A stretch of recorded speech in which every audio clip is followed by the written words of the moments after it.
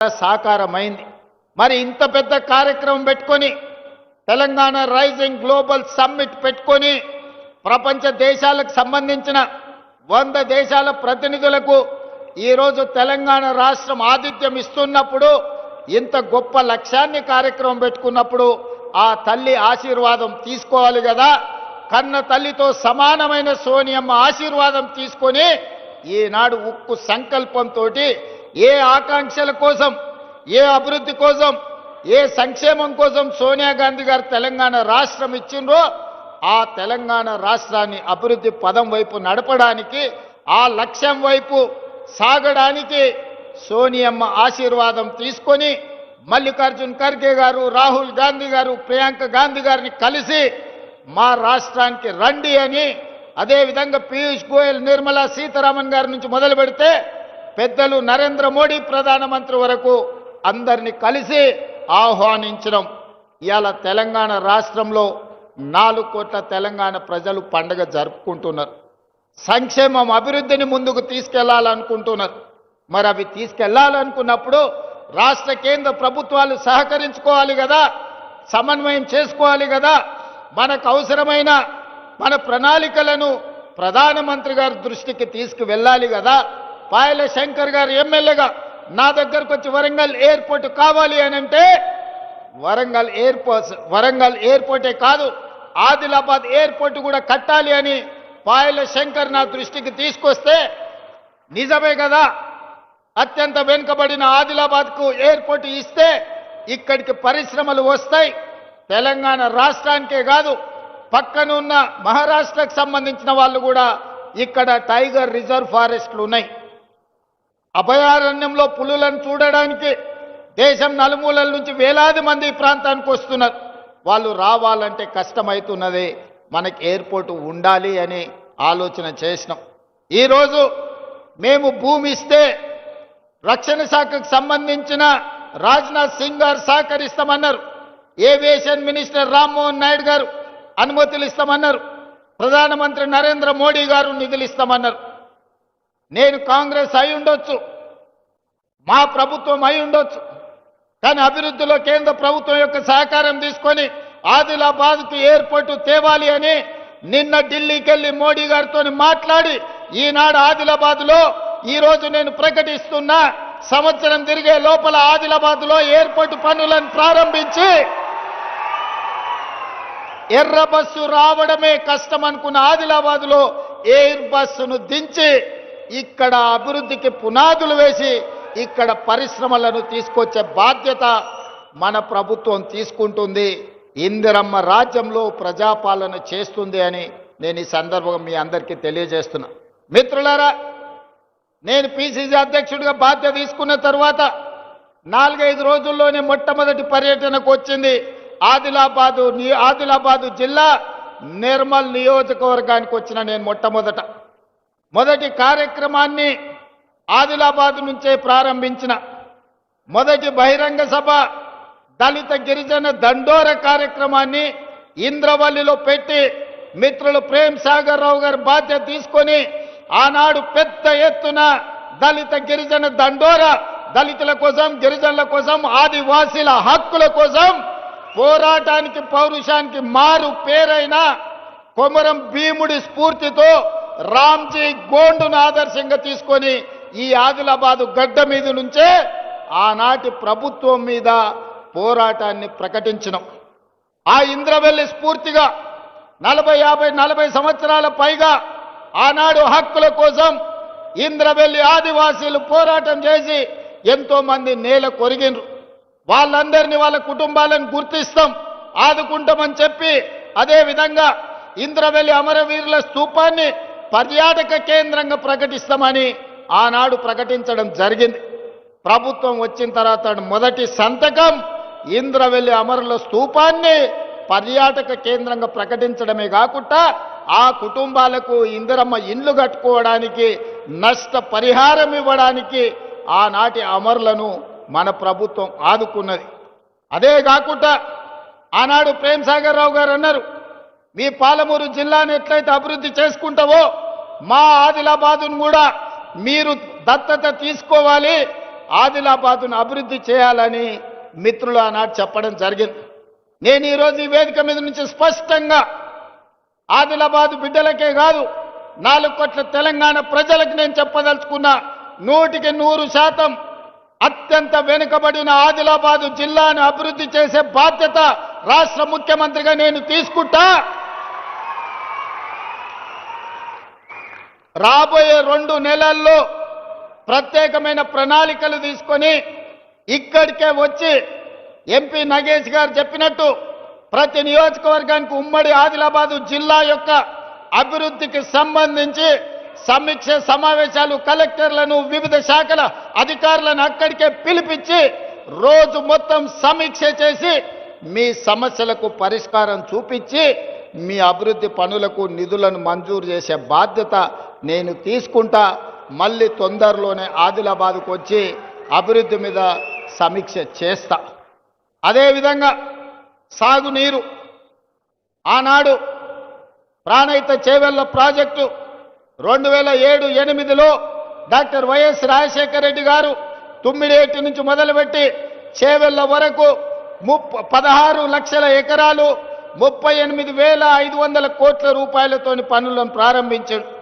దానికి కాక వెంకటస్వామి గారు డాక్టర్ బాబాసాహెబ్ అంబేద్కర్ గారి పేరు పెట్టాలి, ఆదిలాబాద్కు నీళ్లు ఇవ్వాలని ఆనాడు కాక వెంకటస్వామి గారు ప్రయత్నం చేస్తే వైఎస్ రాజశేఖర రెడ్డి గారు డాక్టర్ బాబాసాహెబ్ అంబేద్కర్ ప్రాణహిత చేవెళ్ల ప్రాజెక్టును పనులు ప్రారంభించడమే కాకుండా ఆదిలాబాద్కు నీళ్లు ఇవ్వాలి అని వందలాది కోట్ల రూపాయలు ఖర్చు పెట్టి ప్రాంతంలో పనులు చేసిండ్రు. కానీ తెలంగాణ రాష్ట్రం వస్తే ఈ ప్రాజెక్టులు వేగంగా పనులు అవుతాయి, మీకు నీళ్లు వస్తాయని మేము అనుకున్నాం. పాపం ఒక పెద్దాయన రూపంలో మీకు దయ్యమై పట్టిండు, మీ ప్రాజెక్టును కాలగర్భంలో కలిపిండు. ఆయన ఉద్దేశమేందో దురుద్దేశమేందో నాకు తెలియదు. పేరు మార్చిండు, ఊరు మార్చిండు, అంచనాలు మార్చిండు. పేరు కాళేశ్వరమైంది, ఊరు ఇంకెక్కడికో పోయింది. అంచనాలు 1,50,000 కోట్లయినాయి. 10 ఏళ్ళు తిరిగే లోపల 1,00,000 కోట్లు ఖర్చు పెట్టిండు. కాళేశ్వరం కడితే 3 ఏళ్లలోనే కూలేశ్వరం అయిపోయి కూలిపోయింది. ఆదిలాబాద్కు మాత్రం చుక్క నీరు రాలే. ఆయన ఇంట్లో కనక వర్షం కురిసింది తప్ప మన భూముల్లో బీడు భూముల్లో చుక్క నీరు రాలే. అందుకే ఇవాళ ఈ వేదిక మీద నుంచి స్పష్టంగా మీ అందరికీ మాట ఇవ్వదలుచుకున్నా. మిత్రులు నగేష్ గారికి శంకర్ గారికి కూడా విజ్ఞప్తి చేస్తున్నా. ఆనాడు ఉమ్మడి రాష్ట్రంలో 148 మీటర్ల ఎత్తుకు అనుమతి ఇచ్చిండ్రు. కానీ ఆనాటి ప్రభుత్వం 152 మీటర్ల ఎత్తుకు అనుమతిస్తే ఆదిలాబాద్లో పెద్ద ఎత్తున సాగునీరు అందించవచ్చని ప్రణాళికలు ఉన్నాయి. దానికి కొంత మహారాష్ట్ర ప్రభుత్వం అభ్యంతర పెట్టింది. ఆ తర్వాతి కాలంలో 150 మీటర్లకు అనుమతి ఇవ్వడానికి సూత్రప్రాయంగా మహారాష్ట్ర ప్రభుత్వం ఒప్పుకున్నది. కానీ తెలంగాణ ప్రభుత్వమే ఆనాడు పెడచెవిన పెట్టింది. తుమ్మిడేటి దగ్గర ఉండాల్సిన ప్రాజెక్టు తరలిపోయి చిన్నకాళేశ్వరం, మేడిగడ్డ, అన్నారం, సుందిళ్ల పేరు మీద ఎక్కడికో కిందికి తరలిపోయింది. కరీంనగర్ జిల్లాలో నిర్మాణం జరిగింది. అదైనా మంచిగా జరిగిందా అంటే 1,00,000 కోట్లు ఈరోజు గోదావరి పాలైపోయినాయి, గోదావరిలో కొట్టుకపోయినాయి. పాపం ఊరికే పోదు అన్నట్టు ఈరోజు ఎన్ని బాధలు పడుతుర్రో సూరు. సొమ్ము వచ్చిన తర్వాత సొంత పిల్లలే కత్తులతో పొడుచుకుంటారు. ఎప్పుడైనా అక్రమ సంపాదన, అన్యాయపు సొమ్ము వస్తే కుటుంబంలో కూడా ప్రశాంతత ఉండదు. ఇవాళ కండ్లతో చూస్తున్నాం. బిడ్డో దిక్కు, కొడుకో దిక్కు, అల్లుడో దిక్కు, ఆయన శాతగాక ఎక్కడ వండుకున్నాడో మీరు అందరు చూస్తున్నారు. ప్రజల సొమ్ము తిన్నోడు ఎవడు బాగుపడడు. ఇవాళ ప్రజలకింత చేస్తే మనం ఏదన్నా దాంట్లో బుక్క తిన్నామంటే అర్థం ఉంది. కానీ ప్రజలందరినీ ఎండబెట్టి పండబెట్టి ఉన్నదంతా మనమే తింటే నాది నాదే నీది కూడా నాదే అన్నాడు చరిత్రలో ఎవ్వడు బాగుపడ్డాడు లేడు. ఇవాళ నడుస్తున్న చరిత్ర కూడా అదే. ఇవాళ పైసల పంచాయతీ తప్ప వాళ్ళ ఇంట్లో ఇంకో పంచాయతీ లేదు. అందుకే ఈరోజు 150 మీటర్ల ఎత్తున ప్రాణహిత చేవెళ్ల తుమ్మిడియేటి దగ్గర ప్రాజెక్టు కట్టాలి అని మా సాగునీటి పారుదల శాఖ మంత్రి ఉత్తమ్ కుమార్ రెడ్డి గారికి ఆదేశాలు ఇవ్వడం జరిగింది. ప్రాజెక్టును అంచనా వేయడానికి నిన్న మొన్ననే టెండర్లు పిలిచినాం.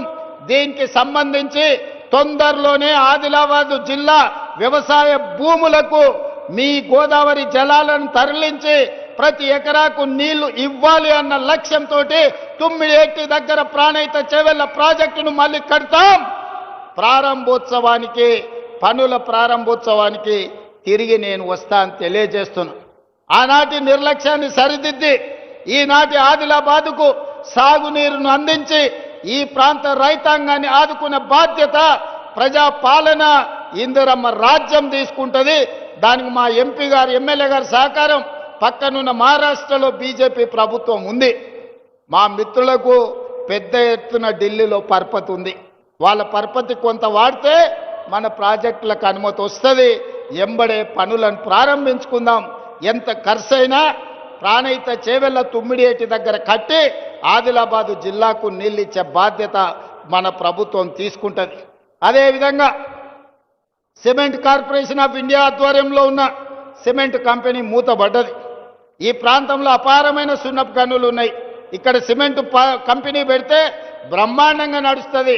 కేంద్ర ప్రభుత్వంతో మాట్లాడి తొందరలోనే ప్రైవేట్ పెట్టుబడిదారులను తీసుకొచ్చి ఇక్కడ పెద్ద ఎత్తున సిమెంట్ కంపెనీని మళ్ళీ ప్రారంభింపజేసి ఈ ప్రాంతంలో ఉండే నిరుద్యోగ యువకులకు వేలాది మందికి ఉద్యోగ ఉపాధి అవకాశాలు కల్పించి వ్యాపార కేంద్రంగా ఆదిలాబాదును తీర్చిదిద్దే బాధ్యత మన ప్రభుత్వం తీసుకుంటుంది.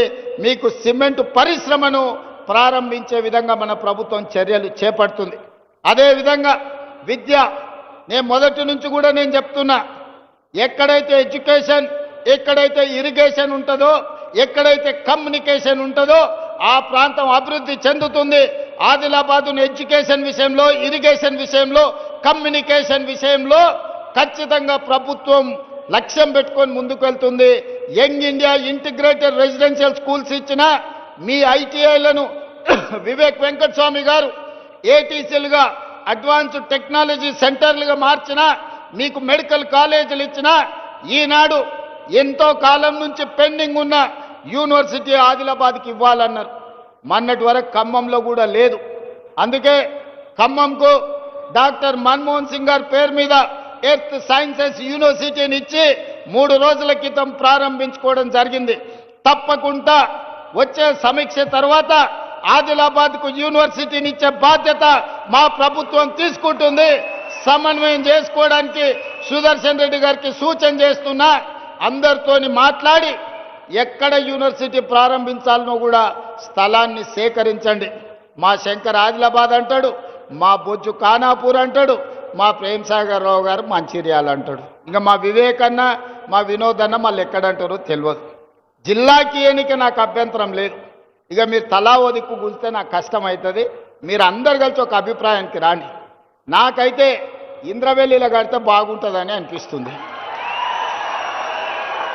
నా మనసుకైతే ఆడ బావోజీ ఆడ జాతర ఉన్నది, నాగోబా జాతర, అక్కడ ఇంద్రవెల్లిలో కడితే మంచిగా ఉంటుంది.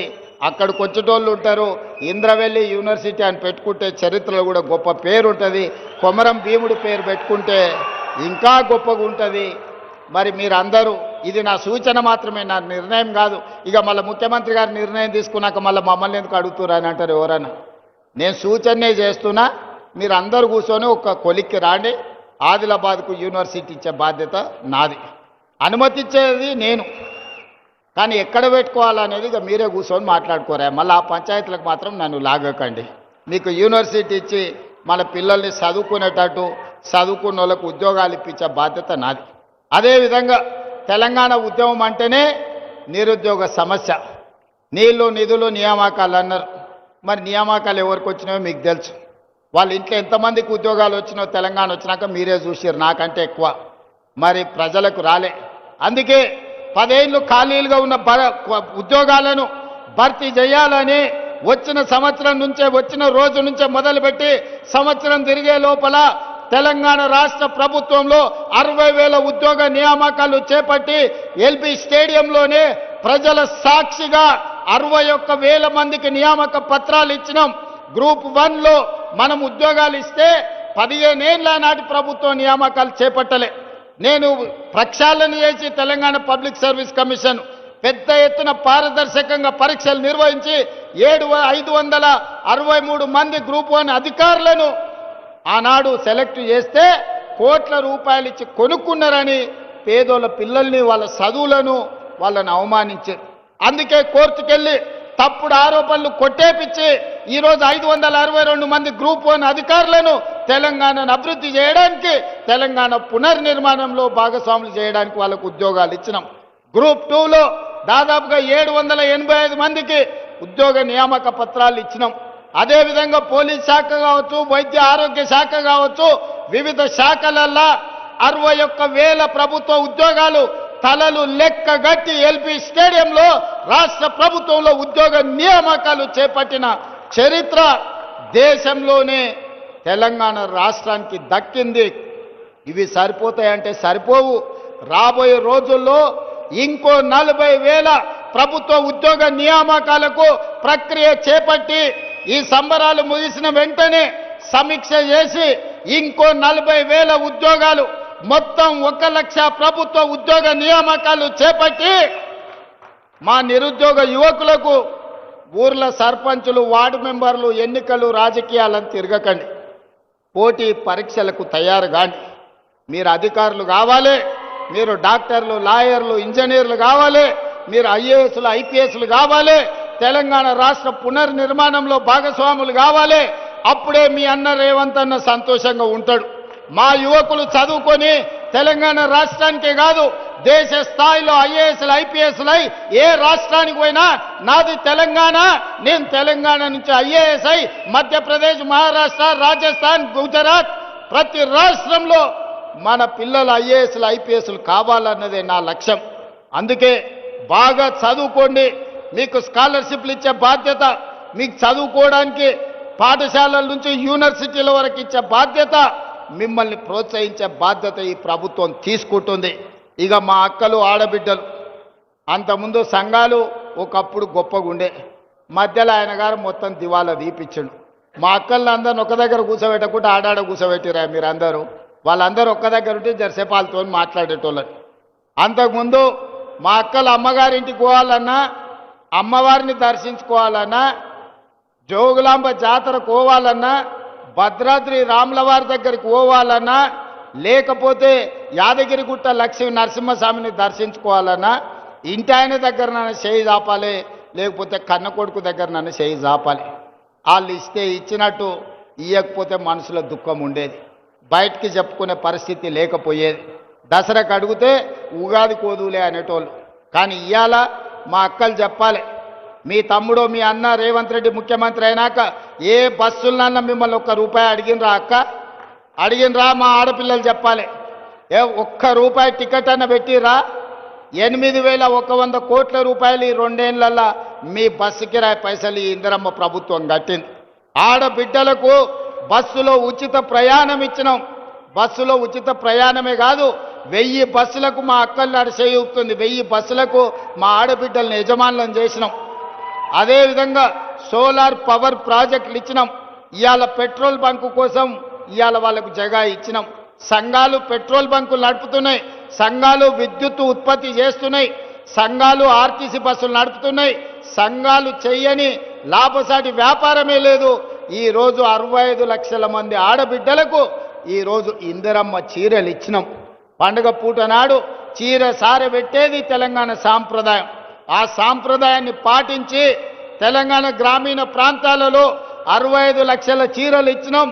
చీరలు మనం 1 కోటి ఆర్డర్ ఇస్తే ఇప్పటికి 65 లక్షలే వచ్చినాయి. అందుకే గ్రామీణ ప్రాంతాలలో ఇవ్వండి. మళ్ళీ ఎండాకాలం మార్చిలో మున్సిపాలిటీల మిగతా 35 లక్షలు. అందుకే ఈనాడు 1 కోటి మంది ఆడబిడ్డలకు 1 కోటి చీరలు పంచడమే కాదు, 1 కోటి మంది ఆడబిడ్డలను రాబోయే 10 ఏళ్లలో కోటీశ్వరులను చేసి నగదు మా ఆడబిడ్డల చేతుల్లో ఉంటే ఆ కుటుంబం గౌరవం ఉంటుంది, ఆ కుటుంబంలో పిల్లలు చదువుకుంటారు, ఆ ఇంటి మర్యాద నిలబడుతుంది. అందుకే ఆడబిడ్డల్ని కోటీశ్వరులను చేసే బాధ్యత మా ప్రభుత్వం తీసుకున్నది. ఆడబిడ్డలు ఆశీర్వదించారు కాబట్టే ఈరోజు రాష్ట్రం సుభిక్షంగా ఉంది.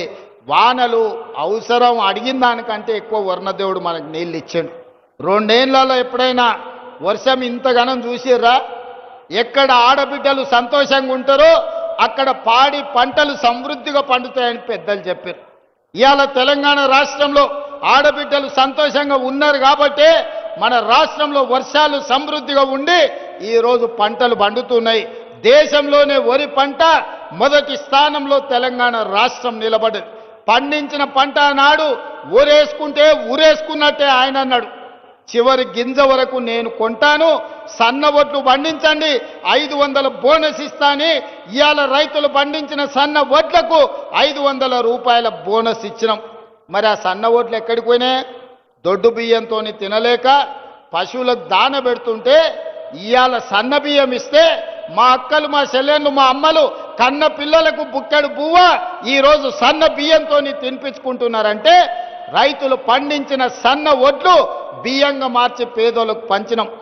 3,10,00,000 మంది ఇవాళ తెలంగాణ రాష్ట్ర ప్రభుత్వం అందిస్తున్న సన్న బియ్యం అందుకుంటున్నారు. 3,10,00,000 మంది ఇవాళ ప్రభుత్వం అందించే సన్న బియ్యంతో బువ్వ తింటున్నారు. ఇంతకంటే సంతోషం ఏమన్నా ఉంటుందా? మీరు ఒక్కసారి ఆలోచన చెయ్యండి. అందుకే ఇవాళ మా ఆడబిడ్డలను అన్ని రకాలుగా గౌరవించాలి, అన్ని రకాలుగా అవకాశాలు ఇవ్వాలి, ఆడబిడ్డల్ని సంతోషంగా ఉంచాలి, మా నిరుద్యోగ యువకులకు ఉద్యోగాలు ఇవ్వాలి, మా రైతులు పండించిన పంటకు గిట్టుబాటు ధర ఇవ్వాలి, ప్రతి పంట ప్రతి గింజ కొనాలి అని ఇంతకుముందే మా శంకర్ చెప్పిండు. సోయాబీన్ కొనాలి, జొన్నలు కొనాలి, మిగతావి కూడా కొనాలి అని. తప్పకుండా వాటికి సంబంధించి ఆలోచన చేస్తాం. ఇంకా మావాడు నకల్ చిట్టీలు అందిస్తూనే ఉన్నారు రా నాయన, ఇదో పెద్ద కష్టమే ఉన్నది. చూస్తా, ఈ అన్నిటినీ తప్పకుండా పరిశీలిస్తాం. ఈ కొరాట చెనాక ప్రాజెక్టు గురించి కూడా ఇప్పుడు ఎలక్షన్ కోడ్ ఉండి ఇయ్యలే, చిన్న చిన్న పనులు పెండింగ్ ఉన్నాయి. తప్పకుండా తొందరలోనే ఆ ప్రాజెక్టు పనులు పూర్తి చేసి ప్రారంభించుకొని జాతికి అంకితం చేస్తాం. వీకర్ సెక్షన్స్ కు సంబంధించిన కాలనీ గురించి చెప్తా ఉన్నాడు. అదేందో కలెక్టర్ గారికి వేదిక మీద నుంచి ఆదేశాలు ఇస్తున్నా. ఇన్ఛార్జ్ మంత్రి గారు సమీక్ష చేసి ఈ విషయాన్ని కూడా నా దగ్గరికి తీసుకురా అన్నాడు. జర్నలిస్టు మిత్రుల గురించి కూడా మా ఎమ్మెల్యే గారు చెప్తున్నారు. దాన్ని కూడా ఏం సంగతో ఒక్కసారి మీరు చూడండి. అందుకే ఇవాళ మీరందరూ పెద్ద ఎత్తున వచ్చి ఈ ప్రభుత్వాన్ని ఆశీర్వదించరు. చివరగా ఒక్క మాట చెప్పదలుచుకున్నా. సర్పంచ్ ఎన్నికలు జరుగుతున్నాయి గ్రామాలలో. నోరు మంచిదైతే ఊరు మంచిది అంటారు. నోరు మంచిది, మంత్రులతోని కలిసి పనిచేసేటోళ్ళని సర్పంచులుగా చేసుకోరు. ఊర్లలో వాళ్ళ వీళ్ళకి పంచాయతీలు పెట్టుకొని పెట్టేటోళ్లను, జుట్లు ముడేసి తాకులాట పెట్టేటోళ్లను మీరు సర్పంచులుగా ఎన్నుకుంటారంటే ఊరు ఆగమవుతుంది, ఊరు అభివృద్ధి ఆగిపోతుంది. అందుకే వీడికొచ్చిన మిత్రులందరికీ, వేదిక మీద ఉన్న పెద్దలందరికీ పంచాయతీలు తగ్గించండి, ఏకగ్రీవంగా వీలైతే ప్రజలందరిని ఒప్పించి చేసుకోండి. ఎన్నికలల్లో అడ్డగోలుగా ఖర్చు పెట్టకండి.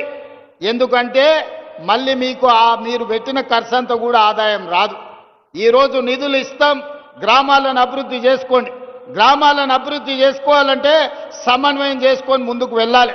ఎట్లయితే ఈరోజు మేము కేంద్ర ప్రభుత్వం పెద్దల దగ్గరికి వెళ్ళి కూర్చొని మాట్లాడి తెచ్చుకుంటున్నామో, సర్పంచులు కూడా మంత్రుల దగ్గరకు పోయి కూర్చొని మీ గ్రామాల అభివృద్ధి కోసం నిధులు తెచ్చుకునేటోళ్ళని పెట్టండి. లేకుండా రోజు పంచాయతీ పెట్టేటోని పెడితే ఇక అది లేనిపోని తలకాయ నొప్పి అవుతుంది, ఆదిలాబాద్ అభివృద్ధి ఆగిపోతుంది. అందుకే మా అక్కలకు, మా చెల్లెళ్లకు, మా రైతులకు అందరికి ఒకటే విజ్ఞప్తి, సర్పంచ్ ఎన్నికలల్లా మంచోని ఎందుకోండి. ఒకవేళ బుద్ధిమంతుడని మీరు సర్దిగాడితే వాడు పోయి బొడ్రాయి కాడ కూర్చొని భోంచేసి మళ్ళొచ్చి ఇంకేం పెడతామని అడిగిందంటే నిండా మునుగుతారు. మంచోన్ని చేర్చుకోరి సర్పంచులుగా. నిధులు ఇచ్చే బాధ్యత నాది, అభివృద్ధి చేసే బాధ్యత నాది, మిమ్మల్ని ఆదుకునే బాధ్యత ఈ ప్రభుత్వాన్ని. మీరందరూ మంచి సర్పంచులను ఎన్నుకోండి, మంచిగా ఆదిలాబాదును అభివృద్ధి చేసుకోండి. మీ సాగునీటి ప్రాజెక్టులు కానీ, మీ విద్యాలయాలు కానీ, మీ పరిశ్రమలు కానీ, మీ ఎయిర్పోర్టు కానీ, ఈ ప్రాంతానికి సంబంధించిన అన్ని పనుల మీద ప్రత్యేకమైన దృష్టి పెడతా, సమన్వయం చేసుకుంటా. జూపల్లి కృష్ణారావు గారు, పెద్దలు సుదర్శన్ రెడ్డి గారు ప్రతి క్షణం ఆదిలాబాదు జిల్లా నాయకత్వంతో సమన్వయం చేసుకొని తప్పకుండా ఆదిలాబాదును ఆదర్శంగా నిలబెట్టి రాష్ట్రంలోనే అభివృద్ధి చెందిన మొదటి జిల్లాగా, అదేవిధంగా మొదటి జిల్లాగా మేము తప్పకుండా అభివృద్ధి చేస్తాం. పొలాలకు రోడ్లు అడుగుతున్నాడు, రోడ్ల అంచనాలేసి శంకర్కి ఇస్తాం, మోడీ గారి దగ్గర నుంచి నిధులు తెమ్మనాల్సిందిగా కోరుకుంటూ మీ అందరి దగ్గర మీరందరూ పెద్ద ఎత్తున చప్పట్లు కొట్టండి, మిగతా జిల్లాలకు వినిపించాలి. ఆదిలాబాద్ జిల్లా ప్రజలు ఎంత క్రమశిక్షణతోటి, ఎంత గౌరవంగా, ఎంత మంచిగా కార్యక్రమాన్ని నిర్వహించిండ్రో. ఇప్పటికి జరిగిన అన్ని కార్యక్రమాలల్లో గొప్పగా ఆదిలాబాద్ జిల్లాలోనే జరిగింది. మిమ్మల్ని ఆదర్శంగా తీసుకొని మిగతా జిల్లా ప్రజా ప్రతినిధులు, ప్రజలు, రైతులు, మహిళలు, యువకులు, నిరుద్యోగులందరూ మంచి కార్యక్రమాలు చేయాల్సిందిగా, తొందరలోనే మళ్ళీ వస్తా, మీకు నిధులు ఇస్తా, ఆదిలాబాదును అభివృద్ధి చేస్తా అని మీ అందరి దగ్గర సెలవు